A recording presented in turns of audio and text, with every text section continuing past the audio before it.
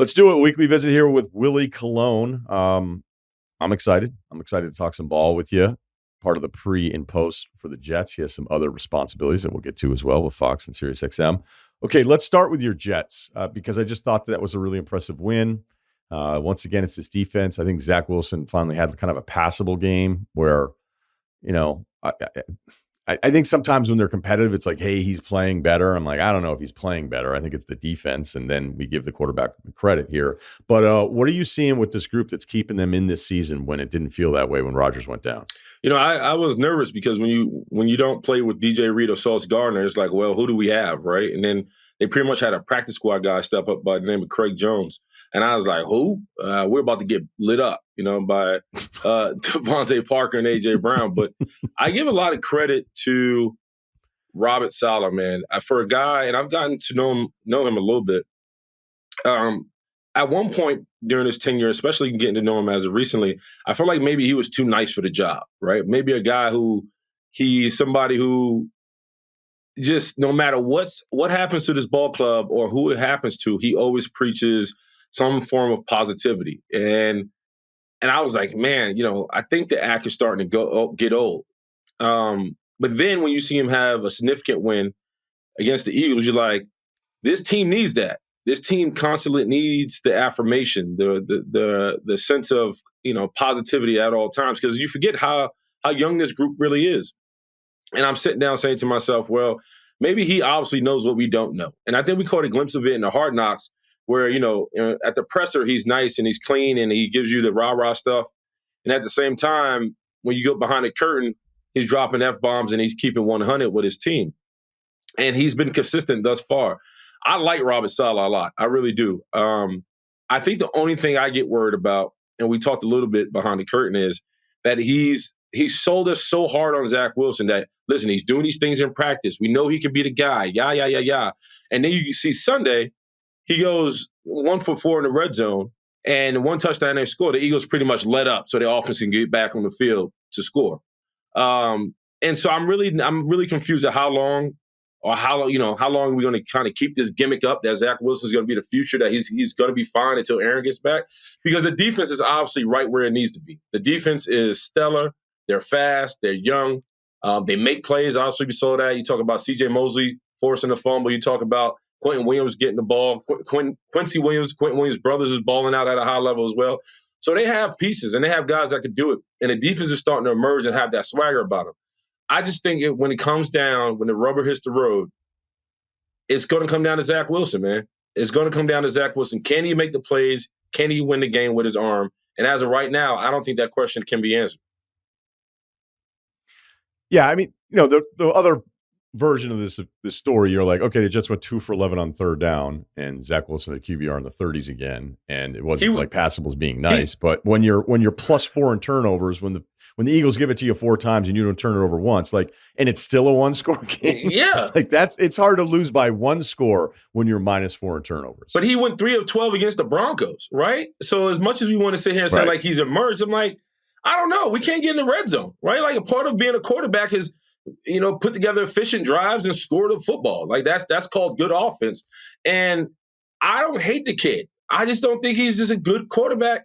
And then, like, we've been sold this bill of goods. Like, no, he's good, right? It's like, it's almost like, all right, dude. You're right. You're right. He's had one good game. The Kansas City game's the only game that you can look back on and say, like, okay. But even then, there was 2 red zone throws that even Collinsworth was willing to say, like, Rodgers isn't going to miss those. So, and granted, we're comparing him to Aaron Rodgers, but as the defense keeps them in this, Willie, he just gets propped up by it. And again, 2 for 11 on third down tells me pretty much what I need to know. Yeah, but it's like that old cliche, right? Like you talk about, like, is he helping the team get along, or is the team getting along and he's there for the ride? You know what I mean? There's 2 different ways of looking at it. And obviously right now the team is getting better and he's there for the ride. And for me, when the trade deadline comes up on October 31st, and we had Robert Saleh on my show, on the Craig Carter show, and we interviewed him. And he's like, listen, Zach's our guy, and we're not going out and get another quarterback. And I really was like, and I cringed because I'm just like, your defense has arrived, right? They have arrived against one of the most prolific offenses in the football right now, the Philadelphia Eagles, who's putting up damn near 27 points a game. How do you not consciously, if you told the team, if you told the Jets fans this year, right, that this is going to be our year. Now, we expected that to be the year with Aaron Rodgers. He's out fine, but here you are, 3-3. God himself, I didn't expect this team to be 3-3, right? Maybe with Rodgers, especially without Rodgers, I didn't see them being 3, but you've landed at 3-3. How do you not make a play on somebody like a Kirk Cousins? How do you not make a play on somebody who can just generate enough offense? Because you know your defense can win you games. That's proven. But how do you not get somebody that say, hey, even if it's Aaron Rodgers, and Kirk Cousins, how do you not at least treat him as a half a year rental and at least get us there? Because we haven't been to the playoffs in 13 years. So I'm saying, man, you're finally in a sweet spot. You survived the storm. They going into this bye week. They got the Giants, Raiders, Chargers, all winnable games, right? You have a possibly sitting in a really good position and playing a meaningful game in December and going into January. How do you not make a play for a competent quarterback? Because I think we know who Zach is. We can't make him up to be anybody else than who he is right now. I think we know who he is, and I don't think he's a bad person. I don't think that's an indictment on his character. You know what I mean? Sometimes you talk about sports, you're like, oh, if he sucks as a quarterback, he must be a bad person. I don't think that's the case.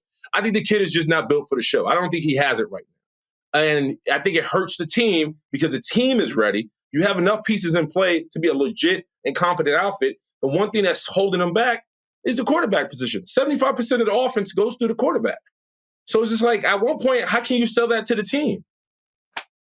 Okay, but what is Saleh supposed to say to you? Yeah, we're actually kicking the tires on a few guys. You have to say whatever you can until you actually get some sort of he's not going to say it publicly. Yeah, we're open to improving that spot because he may be married to this guy for the rest of the year. But I don't love the kid gloves all the time either. But I just don't think the coach is going to say what you want him to say publicly. No, I get that, and I understand that's not Robert Saleh's MO or how he rolls. Period. But I try to put on the player's hat. Being a guy who was, when I landed to the Jets and I was older in my career, I know I had, my reality was different because I had Geno Smith at quarterback. And, this was an organization really trying to pick themselves up after losing to the Pittsburgh Steelers in 2010 for the AFC Championship. And they just couldn't recover because so many people had significant pieces that left the locker room. So my situation is way different from what the Jets look like now. My point is, if I was in the locker room right now as a New York Jet, as an older guy, you don't have many opportunities to hit the pinata, right? This feels like if they get a competent quarterback, an efficient one at least, not a world beater, just a guy who I'm not even asking for you to bring in I don't know who else, but I'm saying give us somebody who can win us games, who's better on third down, who can extend drives, because what you're saying right now, in my eyes, you're asking Zach Wilson to be Trent Dilfer, right? And I don't think we give Trent Dilfer enough credit, but it feels like we're asking Zach Wilson to be Trent Dilfer. Just don't turn over the ball. Just do enough, and the defense can get out the building. We can win. Asking your defense to get 4 turnovers a game is extremely hard, right? That's not realistic football.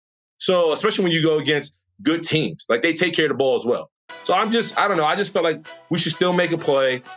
And, just give us somebody who's a shot in the arm where we can take off and say, all right, the Jets are coming.